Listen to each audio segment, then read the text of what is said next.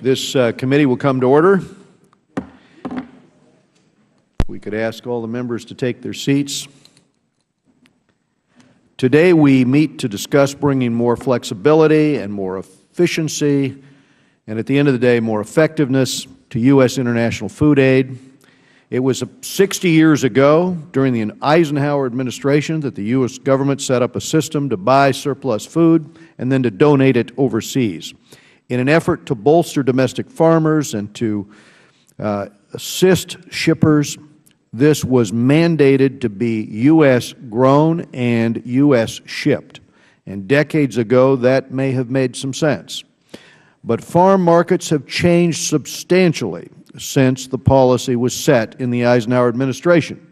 Food prices and U.S. agricultural exports have reached historic highs. In fact, the past 4 years have been the strongest in history for agricultural exports. Food aid now accounts for less than 0.5% of net farm income, and this farm subsidy can no longer be defended.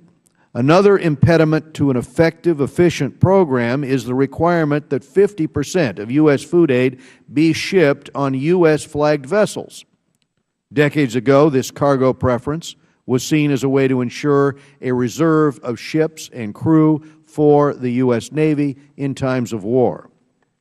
But by restricting competition to the few U.S. flagged ships still sailing, the majority of which do not meet the Maritime Administration's age-based criterion, cargo preference adds $140 million in transportation costs each year, and delivery times are lengthened by many, many months, which in times of emergency and times of famine doesn't make a lot of sense. On average, only about 2 to 4 U.S. flag carriers place bids per food shipment, making the system prone to manipulation.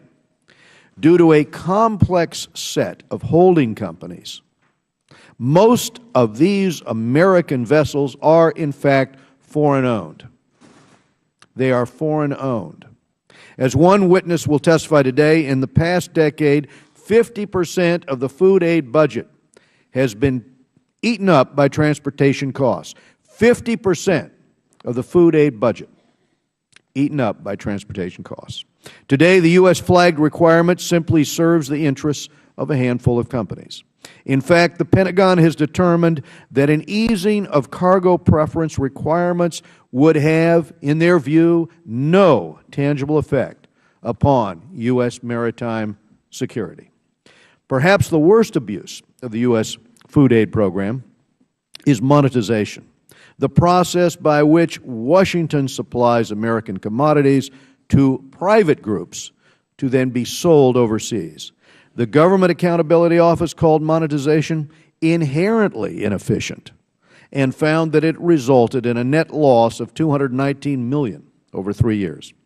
Worse, dumping commodities often destroys local markets, putting local farmers out of business, while increasing the dependency on food aid that we'd like to see end. That's why you've seen some countries like Rwanda shut down this easily abused practice. Given our fiscal constraints, we must be prepared to do more with less. We must replace entitlements for a few with tools that would provide more flexibility, more efficiency, more effectiveness, and we can do this in a bipartisan way. I'm encouraged that President Obama has proposed to loosen the restrictions on U.S.-bought commodities so that more food can be brought closer to a crisis.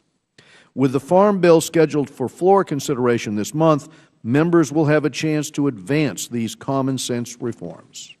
In recent years, there's been a lot of focus in Washington on foreign assistance reform.